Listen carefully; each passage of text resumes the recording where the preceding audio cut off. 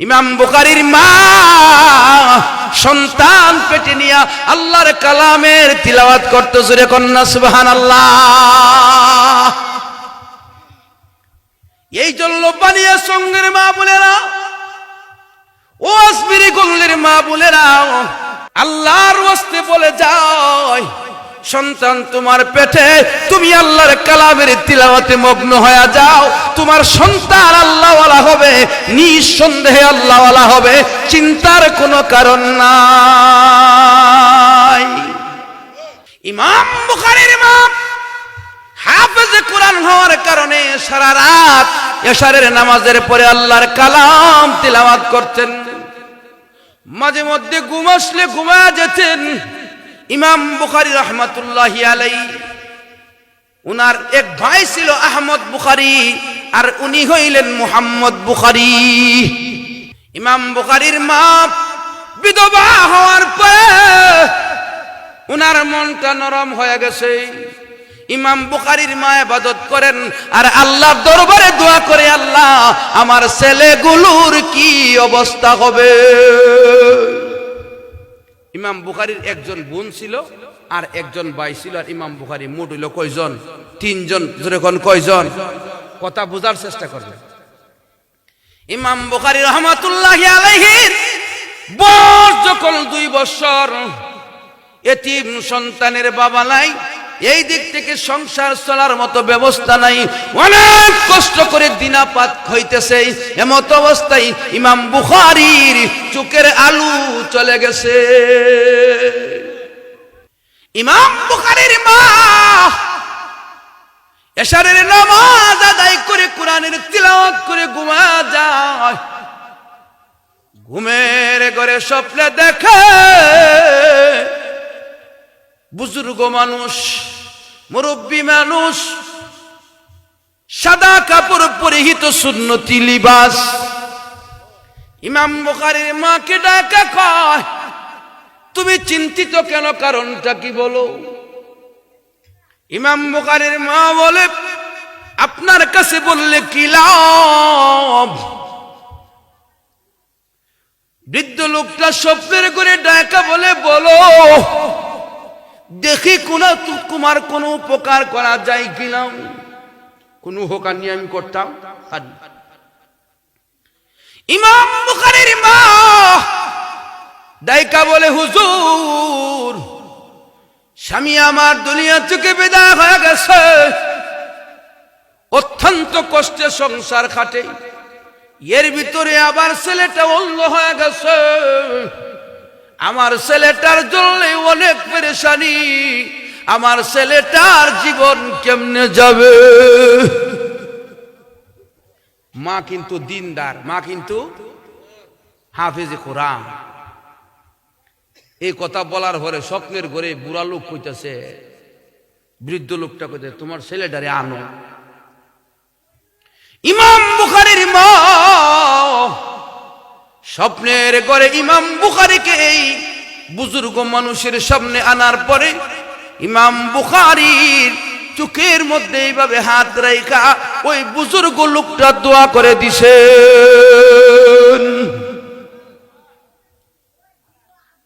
দোয়া করে দেওয়ার পরে স্বপ্নের ঘরে দেখতেছে এই ছেলের 2টা চোখ ভালো হয়ে গেছে। সুবহানাল্লাহ, রাসূলে কোন। ইমাম বুখারীর মা স্বপ্নের ঘরে যখন দেখছে ছেলের 2টা চোখ ভালো হয়ে গেছে, এখন চিন্তা করে, কেডারে উনি, কেডা অত বড় বুজুর্গ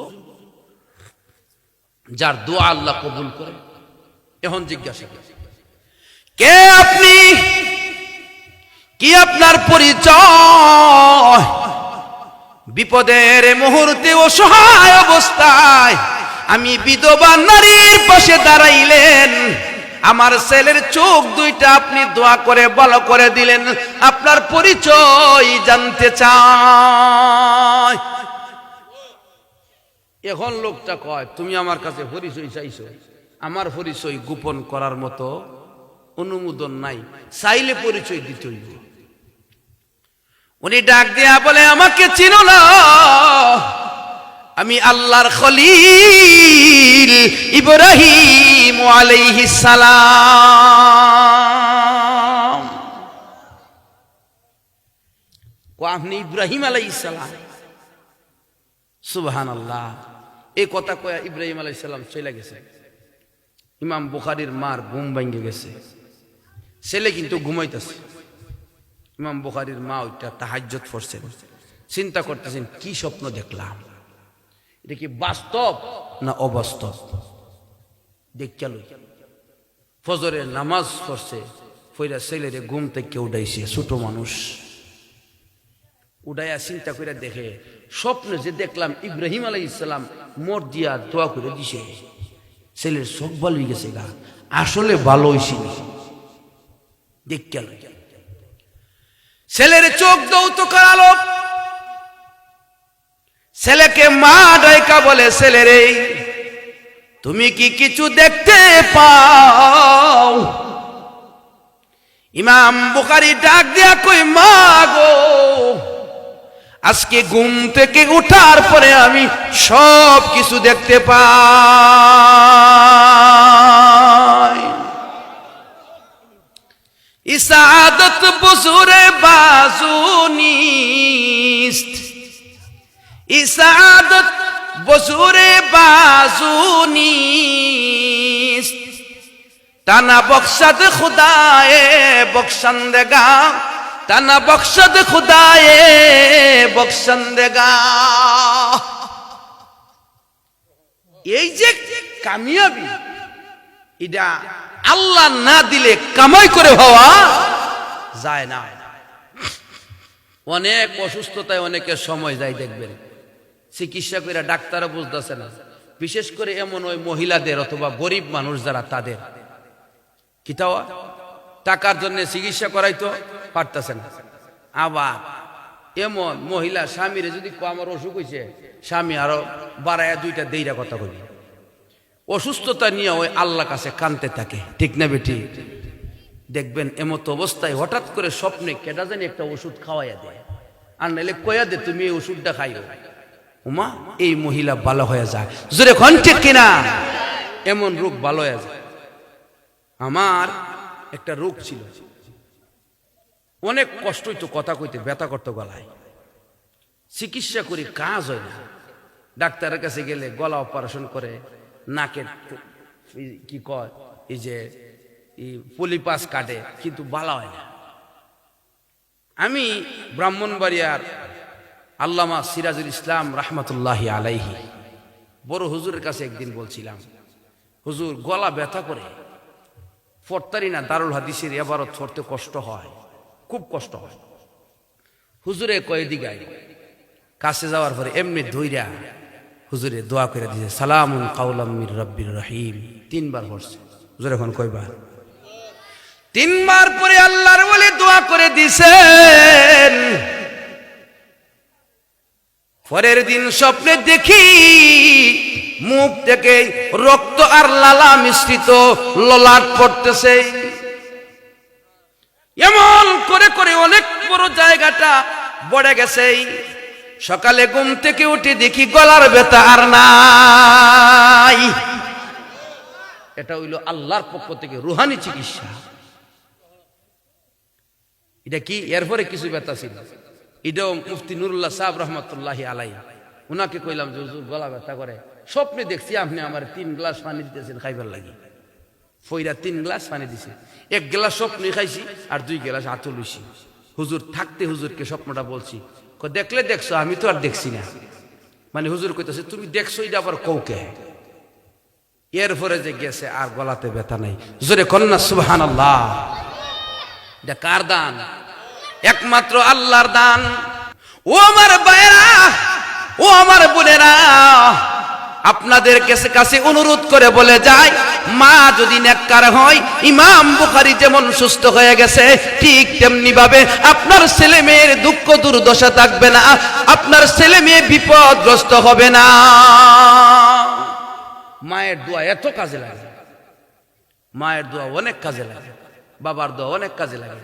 এখন তো মা বাপের কোনো দাম হইতে না, কি কোন ঠিক কিনা? মা বাবার উপর নাফরমানি শুরু হয়েছে। কেন? ওইটার কারণ আছে। বাপে কথা বলে করো না, মা কথা কইলে চুপ থাকো, এর পরে টাকা দেও, দিলে গিয়ে এমবি ঢুকাইব, এই সেই করব, ফেসবুক ইন্টারনেট ইত্যাদি ইত্যাদি গুনার কাজে লিপ্ত হইব। জোরে এখন ঠিক কিনা? না দিলে অত্যাচার, যেন ছেলে মেয়ে হয়ে গেছে এখন মনিব, মা বাবা যেন হয়ে গেছে গোলাম। আল্লাহ রসুল বলে কিয়ামতের আগে এমন হইবে। রসুল আজ থেকে ১৫০০ বছর আগে হয়ে গেছে।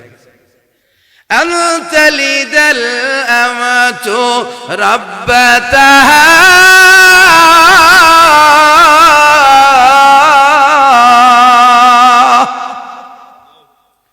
ছেলে মেয়েগুলো মা বাবার অবাধ্য হয়ে যাবে।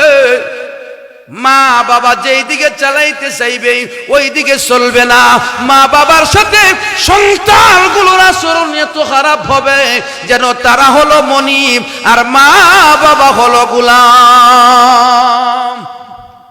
আল্লাহ রসুল বলে এগুলো কইরো না, এগুলো করলে নাফরমানি হইব, কবিরা গুনাহ হইব। এক কথায় বুঝা রাখেন, মা বাপ কাফের হইল খাবার দিতে হইব। মা বাবা কাফের হইলে কি করতে হইব? খাবার দিতে হইব। মা বাবা কাফের হইল শীতের কাপড় কিনা, কেডা আছেন এই শীতের মধ্যে মারে জিগাইছেন যে তোমার শীতের কাপড় আসেনি? কয়জন আছেন? মাকে কে আছেন এই পর্যন্ত এক জোড়া মোজা কিনে দিছেন? আসেননি। মাকে একটা ভালো চাদর কিনে দিছেন? কেউ আসেননি। আপনি কেমন সন্তান, আপনাকে মা বুকে ধারণ করে নিজের পিঠে ঠান্ডা লাগাইতো, তবু সন্তানকে ঠান্ডা লাগতে দিত না, ঠিক না বেজি? মা বাবার নাফরমানি করতেছেন কেন? বাবা দুনিয়াতে নাই, বাবার কথা স্মরণ করে 500 টাকা মসজিদে বছরেও দেওয়া যায় না। আপনার বাবা আপনার হাতের দিকে তাকায় আছে, আমার ছেলে নিয়ে আমার জ্বললে আল্লাহর ঘরে মসজিদে অথবা ইতিমের হাতে অথবা মিসকিনের হাতে অথবা নবীজির বাগানে আমার কবরের আযাব মুক্তির জন্য কিছু দান করে, তো অপেক্ষা করতেছে। আল্লাহ রাসূল বলেন, আল মাইয়িতু ফিল কুবুর কাল গারিকি ফিল বুহুর, সাগরে নৌকা ডুবে গেলে যেমন বাঁচার জন্য চেষ্টা করে আতুসু করে দিয়া লড়াইতে থাকে যে কেউ আসুনি আমারে বাঁচাও, আর্তনাদ করতে থাকে, ঠিক তেমনি ভাবে কবরের ভিতরে মুর্দারেরা তোমাদের দিকে অপেক্ষায় আছে। আজকে আমাদের কাছে পশ্চিমবাগ কদমতলা এলাকার সন্তানেরা কবরে কিছু পাঠাই কি পাঠাই না, এই অপেক্ষায় তারা আছে। আর তোমরা বাড়িতে ঘুমাও, তোমাদের জন্য অপেক্ষায় আছে। চাচা কোলে নিয়ে বাতিদারে চুমু খাইতো, দরকার কি? লাভ শুধু এটাই ছিল, তুমি এটা করো নাই, গফ করতেছো, ফেসবুক নিয়ে ব্যস্ত, ওয়াজে আসো নাই, চাচার জন্য দোয়া করো নাই, বাবার জন্য করো নাই, মায়ের জন্য করো নাই, নানার জন্য করো নাই, নানির জন্য করো নাই, আপন জনের জন্য করো নাই। তাইলে তোমার দুনিয়া থেকে যায় লাভ কি? কি লাভ হলো? এসছেইতে নাফরমানি আর কিছু হতে পারে না। আচ্ছা বলেন তো, যারা নামাজ পড়ে এরা মা বাপের কথা মনে করেনি? আর জোরে কর না। এমন কোন ওয়াক্ত আছে যে নামাজ পড়লে হাত উঠাইলে মা বাপের কথা মনে হয় না? আসেনি? প্রত্যেকটা মুসল্লি হাত উঠায় আল্লাহর কাছে বলে, রব্বির হামহুমা কামা রব্বায়ানি সগীরা। আল্লাহ রসুল বলে, মা বাপের জন্য সন্তান দোয়া করতে দেরি হয়, কবুল হইতে দেরি হয় না। তাইলে যারা নামাজি, মা বাপে নামাজ শিক্ষা দিছে, কোরআন শিক্ষা দিছে, আলেমুল আমার ইজ্জত শিক্ষা দিছে, মসজিদে যাওয়া শিক্ষা দিছে, ওই সমস্ত লোকগুলি দোয়া করে। আর যারা মা বাপে দেয় নাই তারা দোয়াও করে না। এই জন্য ছেলে মেয়েকে দিনদার বানাইতে হবে। জোরে কোন ঠিক কিনা? ও আমার ভাই, ইমাম বুখারীর মা, ছেলে যখন ভালো হয়ে গেছে আল্লাহর দরবারে শুকরিয়া আদায় করে। মা অনেককার, ছেলে অনেককার। দেখেন ইমাম বুখারীকে ভর্তি করছে নিয়ে মাদ্রাসা ভর্তি ইমাম বুখারী হুজুরের কাছে পড়ালেখা করে। একদিন ইমাম বুখারী স্বপ্নে দেখে যে আল্লাহর রসুলের হাড়গুলো, হাড্ডিগুলো গুড়াগাড়া হইয়া এক একটা এক এক জায়গায় ফইরা রইছে। কার হাড্ডি? রসুলের হাড় মুবারক এক একটা এক এক জায়গায় ফইরা রইছে। এমত অবস্থা ইমাম বুখারী স্বপ্নে দেখতেছে যে উনি এই হাড়গুলি কি করতেছে, টুকায়া টুকায়া টুকায়া টুকায়া জমা করতেছে। এই স্বপ্নটা ইমাম বুখারী ওনার উস্তাদের কাছে বলছে। উস্তাদের কাছে বলার পরে উস্তাদ তো একবারে চিন্তিত, কি ব্যাপার, এই ছেলে কি স্বপ্ন দেখলো, অত্যন্ত মুবারক স্বপ্ন, বরকতময় স্বপ্ন, আল্লাহ রসুলের হার মুবারক সংরক্ষণ করতেছে, এটা সাধারণ কথা না। ইমাম বুখারী রাহমাতুল্লাহি আলাইহির উস্তাদ এই স্বপ্নের ব্যাখ্যা বলে দিলেন, রে মুহাম্মদ বুখারী শুনো, তোমার এই স্বপ্নের দ্বারা বোঝা যায় তুমি আল্লাহর নবীর বর্ণিত হাদিসগুলোর সংরক্ষণ করবা, তুমি ইমামুল মুহাদ্দিসিন হইবা। এই কথা বলার পরে ইমাম বুখারী উস্তাদের কাছে পড়তে গেছেন। এই উস্তাদ চাইলে আরেক উস্তাদের কাছে, কথা বুঝছেন? ওইখানে যাওয়ার পরে ইমাম বুখারী খাতাও নেই না, কলমও নেই না। অন্য অন্য ছাত্ররা খাতাও নে, কলমও নেই, নিলে হাদিস বর্ণনা করে। মুহাদ্দিস সাহেব হাদিস বর্ণনা করে, সর্বপ্রথম কার নাম কয়? মুহাদ্দিসের নাম, হাদিসটা কইয়া, এরপরে মুহাদ্দিসের উস্তাদ, এরপরে উনার উস্তাদ, এরপরে উনার উস্তাদ, এরপরে উনার উস্তাদ, এরপরে উনার উস্তাদ, এইভাবে রসুল পর্যন্ত হাদিসের সনদটা বলে। এক একটা হাদিসের সনদের মধ্যে নাম থাকে 10 জন, 12 জন, 15 জনের। এইভাবে হাদিস বর্ণনা করতেছে। ইমাম বুখারী খালি শুনে লেখেও না, কথা বুঝছেন? অন্য অন্য সাথীরা লেখেও শুনেও। এমত অবস্থা ইমাম বুখারী রহমাতুল্লাহি আলাইহিকে কিছুদিন পরে একটা ছাত্র কইতেছে, এই শুধু আয়ো আর বইতে লাভ কিটা, এর থেকে মা বাবার খেদমত করলে বালা, বইয়ে থেকে লাভ কি, আয়ো কি লিখবি, আয়ো না। ধমক দিছে।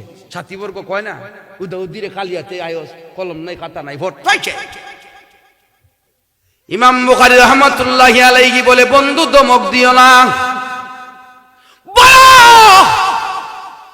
আজ পর্যন্ত মুহাদ্দিস সাহেব কয়টা হাদিস বর্ণনা করছে? মোটামুটি 100। মোটামুটি একটা হাদিসের সনদ মন রাখুন জানা। ইমাম বুখারী ডাক দেয়া কই, বন্ধুরে শুনো, প্রথম দিন হুজুর এই হাদিসগুলো এই সনদে বর্ণনা করছেন। উস্তাদের নাম থেকে নিয়ে নবীজি পর্যন্ত সনদ বর্ণনা করে সহিভাবে, এইভাবে বর্ণনা করতে শুরু করেছে। প্রথম দিন থেকে নিয়ে ওই দিন পর্যন্ত যত হাদিস মুহাদ্দিস সাহেব বর্ণনা করছেন, প্রত্যেকটা হাদিস সনদ সহকারে ইমাম বুখারী বর্ণনা করে দিয়েছেন। শুনলেই মুস্তে জায়গা, এত প্রখর মেধা কেন হইছে? ইমাম বুখারীর মা সন্তান পেটে নিয়ে আল্লাহর কালামের তিলাওয়াত করতে, জোরে কন্যা সুবহানাল্লাহ।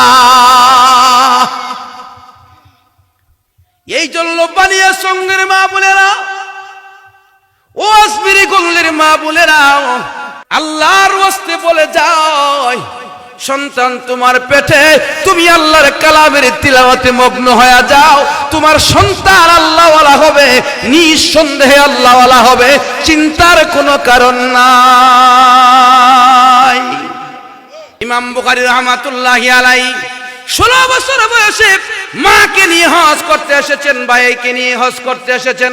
হজ শেষ করার পরে ইমাম বুখারী উনার আম্মাকে ডাইকা বলে, আম্মা আমি আর খুরাসানে যাব না, আমি আর বুখারায় যাব না, আপনি আমার ভাই আহমদ বুখারীকে নিয়ে দেশে চইলা যান। এমত অবস্থায় ইমাম বুখারীর মা কয়, তুমি যে এই মক্কাতে থাকবা কারণ কি, কে লেগে থাকতা? ইমাম বুখারী ডাইকা বলে, মা গো, খানায়ে কাবার ইমাম সাহেবদের কাছে যে হাদিসগুলো শুনি, হাদিসগুলোর মাঝে রুতাবাত ইয়াবিসাতের গন্ধ হওয়া যায়। মা, এই হাদিসগুলোর সংরক্ষণ করতে হবে। ইমাম বুখারীর মার মনে হয়ে গেছে, ছোটবেলায় ইমাম বুখারী 6 বছর বয়সে স্বপ্নে দেখেছিলেন আল্লাহর নবীর হাড়গুলি জমা করতেছেন। এই জন্য ইমাম বুখারীর মা বলে, ছেলে রে, আল্লাহর পয়গম্বরের সুন্নাত জিন্দার জন্য, নবীর হাদিসগুলো সংরক্ষণ করার জন্য তুমি যদি মক্কা নগরীতে থেকে যাও, আমি মায়ের কোনো আপত্তি নাই। আমরা মারা হইলে কইলো তোরা ছোটবেলা ফালছি, আজকে আমারে তো এতটা যাসগা। ইমাম বুখারীর মা কয়, যা আল্লাহর নবীর হাদিস জিন্দা করার জন্য, দিন জিন্দার জন্য ওয়াকফ করে দিলাম। ইমাম বুখারী যে জায়গাতে থাকতো এই জায়গাতে এখন হিজরতের রুটে একটা মসজিদ আছে বাম পাশে, এই মসজিদটার নাম হইল বুখারী মসজিদ। অর্থাৎ এই মসজিদের জায়গাটাতে ইমাম বুখারী থেকে থেকে হাদিস সংরক্ষণ করত। কেমন ছেলে জন্ম দিছে! ও শিবপার মারা, ও আজমিরিগঞ্জের মারা, আলেম সন্তান জন্ম দাও, হাদিসে রসুলের সুন্নতের অনুসারী জন্ম দাও, লাভ হবে। মার জীবন ধন্য হওয়ার জন্য, বাবার জীবন ধন্য হওয়ার জন্য সন্তান নেককার হওয়া যথেষ্ট। জোরে কোন ঠিক কিনা?